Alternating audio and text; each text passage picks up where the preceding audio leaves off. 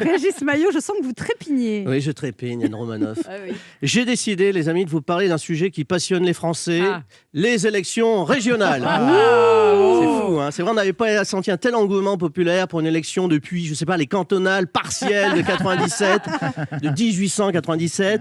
Alors c'est la question qui tient toute la France en haleine, hein.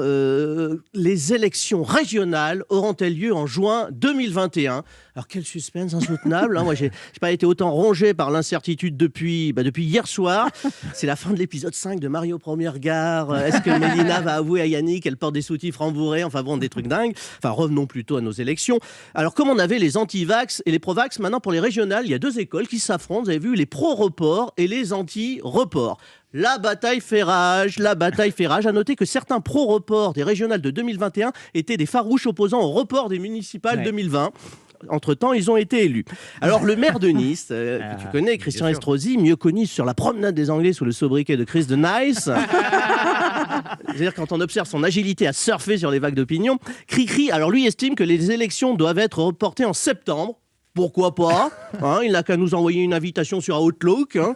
Moi, je tiens juste à dire qu'en septembre risque d'être un peu chargé en termes d'événementiel. J'ai l'agenda sous les yeux de septembre. On a déjà Roland-Garros, le Tour de France, la fête de la musique n'a pas dit son dernier mot. Et vu la célérité avec laquelle on administre le vaccin, on n'est pas à l'abri de voir débarquer les ponts de mai la semaine de la rentrée des classes. Alors, dans le camp des maintiens des élections, on entend l'argument « Oui, on ne peut pas empêcher les Français d'aller voter en juin, alors qu'on annonce la réouverture partielle des théâtres. » Ça se tient, mais franchement, ça ne changera pas grand-chose. Je veux dire, quand on observe le taux de participation aux élections en ce moment, on se dit que la démocratie n'a pas attendu la pandémie pour passer en jauge Covid. Vous la comprendrez chez vous, c'est pas grave. Alors pour les autres, ceux qui, comme moi, s'en foutent des régionales, mais qui veulent tout de même rester informés, quelques pistes afin de ne pas passer pour un crétin lors de votre prochain dîner clandestin. On recense 3 écoles de pensée pour les régionales. Alors la première incarnée par l'opposition, c'est-à-dire tout le monde, je veux dire en ce moment tout le monde est opposé à Macron, donc ils sont pour le maintien.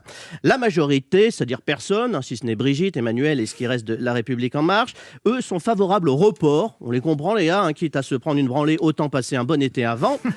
Et la dernière école, alors c'est là mes préférés, c'est l'école Berger, Aurore Berger, qu'on appelle aussi l'école du rire, puisqu'elle est favorable, je vous jure que c'est vrai, à un report du maintien. Alors si Aurore reçoit un prix cette année, ce sera celui de l'humour politique, dans la catégorie humour. Vous vous souvenez, il y a 2 semaines, Aurore Berger a déclaré sur France 2 à propos de la situation sanitaire, je vous jure que c'est vrai, elle a dit « On sait que la situation est douloureuse pour ceux qui ont perdu la vie. » Eh bien, merci pour cette belle analyse, Aurore. Je sais que l'Assemblée est en plein débat sur l'euthanasie, mais je ne connaissais pas encore le concept de douleur post-mortem. Décidément, les politiques ne nous emmerderont jamais autant qu'ils nous distraient.